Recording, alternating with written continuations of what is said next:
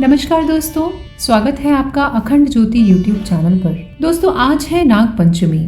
आज के दिन नाग देवता की पूजा की जाती है। नाग पंचमी श्रावण मास के शुक्ल पक्ष की पंचमी तिथि को मनाई जाती है। गरुड़ पुराण में कहा गया है कि नाग पंचमी पर घर में अनंत सहित प्रमुख नाग देवता का सचित्र पूजन करने से समस्त मनोकामनाएं पूर्ण होती हैं। कई लोग नागों को इस दिन दूध पिलाने की कोशिश करते हैं, मगर इससे उन्हें कष्ट पहुंचता है। इस प्रक्रिया में सपेरे उन्हें पकड़कर रखते हैं और कैद कर लेते हैं ताकि लोग नाग देवता का पूजन कर सकें। जबरन दूध पिलाने से वे बीमार पड़ जाते हैं, इसलिए सभी लोगों को प्रतीक रूप में नाग पूजन करना चाहिए। यह दिन प्रकृति में उनकी उपयोगिता को समझने का दिन है। हमें प्रतीक स्वरूप में पूजन की महत्ता समझनी चाहिए। हमारी संस्कृति में प्रकृति में पाए जाने वाले समस्त जीवों से मनुष्य का एक खास आत्मीय संबंध देखा गया है। नाग देव का पूजन भी उसी परंपरा की एक कड़ी है। सर्प या नाग नियंत्रण करते हैं। भारत में कृषि जीविका का मुख्य जरिया है और चूहे वगैरह खेती को बहुत नुकसान पहुंचाते हैं। नाग चूहों का सफाया करते हैं और इससे खेतों की रक्षा हो जाती है और इसी तरह संतुलन कायम रहता है। मान्यता है कि पंचमी को नाग पूजा करने वाला व्यक्ति सूर्यास्त के बाद भूमि को नहीं खोदता। इसके अलावा घर के दरवाजे पर सांप का चित्र बनाने की भी परंपरा है। अगर कुंडली पर राहु केतु भारी है तो नाग पंचमी का पर्व जरूर मनाना चाहिए, क्योंकि नाग शिव भगवान के गले का आभूषण है। इसलिए नाग देवता के साथ भगवान भोलेनाथ की पूजा, उनका रुद्राभिषेक करने से जीवन में काल सर्प दोष खत्म होता है। पुराणों में लिखा है कि कश्मीर के कश्यप ऋषि, जो वहाँ के राजा थे, उनकी पत्नी कद्रु के 8 पुत्र थे, जो है अनंत, वासुकी, तक्षक, करकोटक, पद्म, महापद्म, शंख और कुलिक। नाग पंचमी के दिन इन सभी की पूजा करने की मान्यता है। अगर आप इन 8 नाग देवताओं के बारे में जानना चाहते हैं तो डिस्क्रिप्शन बॉक्स में दिए गए लिंक पर क्लिक करें, जो आपको पहुंचाएगा इसी चैनल के एक दूसरे शॉर्ट पर। चलिए अब शुरू करते हैं नाग पंचमी की पौराणिक कथाएं। पहली कथा। प्राचीन काल में एक सेठ जी के 7 पुत्र थे। 7 के विवाह हो चुके थे। सबसे छोटे पुत्र की पत्नी श्रेष्ठ चरित्र की विदुषी और सुशील थी, परंतु उसका कोई भाई नहीं था। एक दिन बड़ी बहू ने घर लीपने को पीली मिट्टी लाने के लिए सभी बहुओं को साथ चलने के लिए कहा, तो सभी धलिया और खुरपी लेकर मिट्टी खोदने लगी। तभी वहाँ एक सर्प निकला, जिसे बड़ी बहू खुरपी से मारने लगी। ये देखकर छोटी बहू ने उसे रोकते हुए कहा, इसे मत मारो, यह बेचारा निरपराध है। ये सुनकर बड़ी बहू ने उसे नहीं मारा। तब सांप एक और जाकर बैठ गया। तब छोटी बहू ने उससे कहा, हम अभी लौट कर आते हैं, तुम यहाँ से जाना मत। ये कहकर वे सबके साथ मिट्टी लेकर घर चली गई और वहाँ कामकाज में फंस कर सांप से जो वादा किया था उसे भूल गई। ये बात उसे अगले दिन याद आई। सबको साथ लेकर जब वो वहाँ पहुँची तो सर्प उसी स्थान पर बैठा था। सांप को देखकर छोटी बहू बोली, सर्प भैया नमस्कार। सर्प भैया ने कहा, तू भैया कह चुकी है, इसलिए तुझे छोड़ देता हूँ, नहीं तो झूठी बात कहने के कारण तुझे अभी डस लेता। वो बोली, भैया मुझसे भूल हो गई, उसकी क्षमा मांगती हूँ। तब सर्प बोला, अच्छा तू आज से मेरी बहन है और मैं तेरा भाई, तुझे जो मांगना है मांग ले। वो बोली, भैया मेरा कोई नहीं है, अच्छा हुआ जो तू मेरा भाई बन गया। कुछ दिन व्यतीत होने पर वह सर्प मनुष्य का रूप रख कर उसके घर आया और बोला कि मेरी बहन को भेज दो। सबने कहा कि इसका तो कोई भाई नहीं है। तो वह बोला, मैं दूर के रिश्ते में इसका भाई हूँ, बचपन में ही बाहर चला गया था। उसके विश्वास दिलाने पर घर वालों ने छोटी को उसके साथ भेज दिया। उसने मार्ग में बताया, मैं वही सर्प हूँ, इसलिए तू डरना नहीं और जहाँ चलने में कठिनाई हो वहाँ मेरी पूंछ पकड़ लेना। उसने कहे अनुसार ही किया और इसके बाद वह घर पहुँच गए।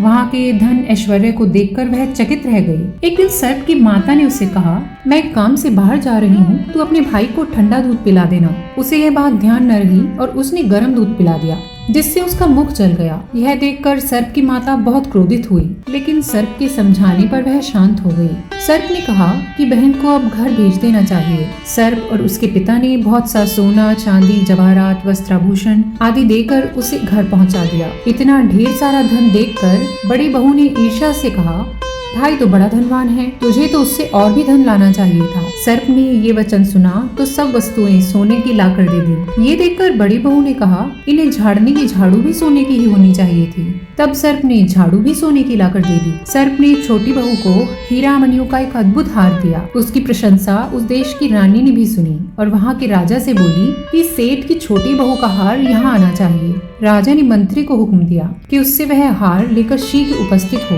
मंत्री ने सेठ जी से जाकर कहा, महारानी छोटी बहू का हार पहनेगी, वह उससे लेकर मुझे दे दो। सेठ जी ने डर के कारण छोटी बहू से हार मांग कर दे दिया। छोटी को ये बात बहुत बुरी लगी और उसने अपने सर्प भाई को याद किया और आने की प्रार्थना की। भैया, रानी ने हार छीन लिया है, तुम कुछ ऐसा करो कि जब वह हार उसके गले में रहे तब वह सर्प बन जाए और जब वो मुझे लौटा दे तब वो हीरों और मणियों का बन जाए। सर्प ने वैसा ही किया। जैसे ही रानी ने हार पहना वैसे ही वह सर्प बन गया। यह देखकर रानी चीख पड़ी और रोने लगी। ये देखकर राजा ने सेठ के पास खबर भेजी और छोटी बहू को तुरंत भेजने को कहा। सेठ जी स्वयं छोटी बहू को साथ लेकर उपस्थित हुए। राजा ने छोटी बहू से पूछा, तूने क्या जादू किया है? मैं तुझे दंड दूंगा। छोटी बहू बोली, राजन क्षमा कीजिए, यह हार ऐसा ही है कि मेरे गले में हीरो का रहता है और दूसरों के गले में सर्प बन जाता है। ये सुनकर राजा ने वह सर्प बना हार उसे देकर कहा, अभी पहनकर दिखाओ। तो छोटी बहू ने जैसे ही वह हार पहना वो हीरों और मणियों का बन गया। ये देखकर राजा को उसकी बात पर विश्वास हुआ। उसने प्रसन्न होकर उसे बहुत सी मुद्राएं भी पुरस्कार में दी। अब छोटी अपने घर लौट आई। उसके धन को देखकर बड़ी बहू ने ईर्ष्या के कारण उसके पति को सिखाया कि छोटी बहू के पास कहीं से धन आया है। ये सुनकर उसके पति ने अपने पत्नी को बुलाकर कहा, ठीक ठीक बता, यह धन तुझे किसने दिया? तब वह सर्प को याद करने लगी। तब उसी समय सर्प ने प्रकट होकर कहा, यदि मेरी धर्म बहन के आचरण पर कोई संदेह प्रकट करेगा तो मैं उसे खा लूंगा। यह सुनकर छोटी बहू का पति बहुत प्रसन्न हुआ और उसने सर्प देवता का बड़ा सत्कार किया। उसी दिन से नाग पंचमी का त्योहार मनाया जाता है और स्त्रियां सर्प को भाई मानकर उसकी पूजा करती हैं। आइए शुरू करते हैं नाग पंचमी की दूसरी कथा। एक बार एक गाँव में एक किसान रहता था। उस किसान की एक बेटी और 2 बेटे थे। किसान बहुत ही मेहनती था। वह अपने परिवार का पालन पोषण करने के लिए खुद हल चलाता था। एक दिन हल जोतते हुए किसान ने गलती से एक नागिन के अंडे को कुचल दिया और सभी अंडे नष्ट हो गए। नागिन खेत में नहीं थी।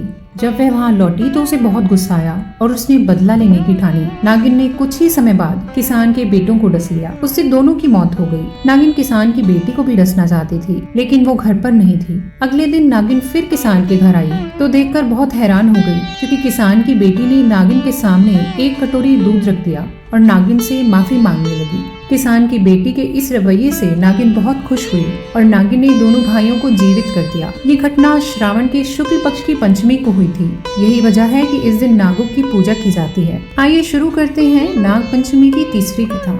एक बार राजा वन में करेली तोड़ने गया। तभी वहाँ नाग देवता आ गए और उन्होंने कहा कि तुमने मेरी आज्ञा के बिना करेली क्यों तोड़ी? राजा ने क्षमा मांग ली, लेकिन नाग देवता ने उनकी एक नहीं सुनी। राजा ने नाग देवता से कहा कि मैंने रानी को वचन दिया है, इसलिए वो करेली को घर ले जाना चाहते हैं। नाग देवता ने कहा, ठीक है ले जाओ, लेकिन इसके बदले में तुम्हें अपनी पहली संतान मुझे देनी पड़ेगी। राजा को कुछ समझ में नहीं आया कि क्या करें। राजा ने वचन दे दिया और घर आ गए। घर आकर राजा ने रानी को सारी बात बताई।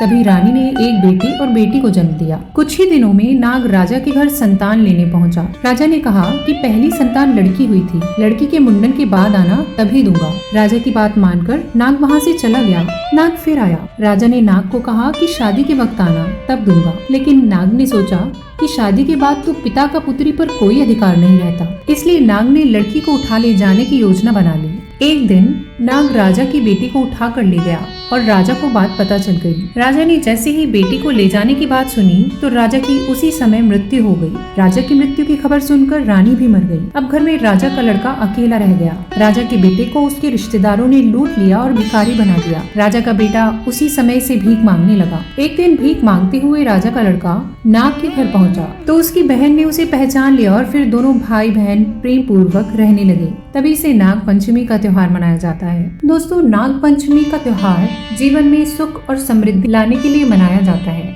यहाँ हमारी सारी कथाएं समाप्त होती हैं। दोस्तों, आपको वीडियो कैसी लगी ये कमेंट सेक्शन में जरूर लिखें और वीडियो को लाइक करना बिल्कुल न भूलें। इस तरह की और कथाएं और कहानी सुनने के लिए सब्सक्राइब करें अखंड ज्योति यूट्यूब चैनल को। धन्यवाद।